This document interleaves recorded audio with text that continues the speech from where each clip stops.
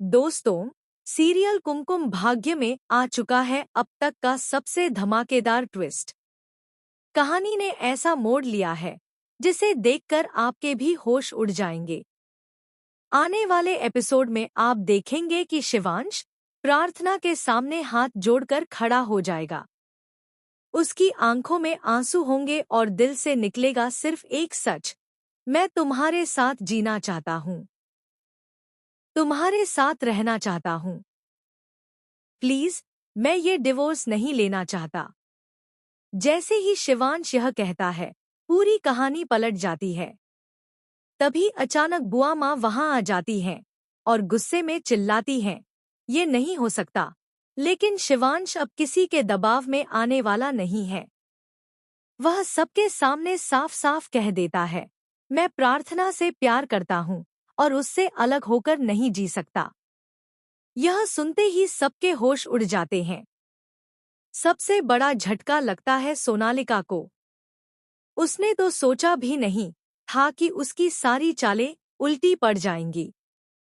याद कीजिए, सोनालिका ने तो प्लानिंग ही ये की थी कि प्रार्थना की जान खतरे में डालकर उसे हमेशा के लिए रास्ते से हटा दे।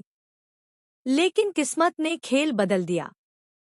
शिवांश की दुआओं और भगवान की कृपा से प्रार्थना ठीक हो जाती है और होश में आते ही वह शिवांश से पूछती है, आप सच में मेरे साथ रहना चाहते हैं या फिर मुझे छोड़ देंगे?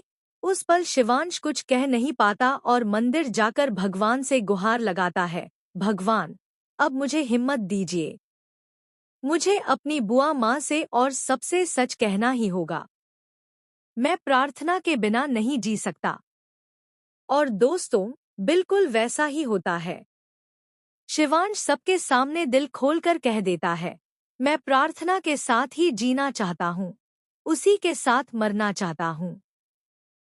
मेरी खुशी सिर्फ उसी में है।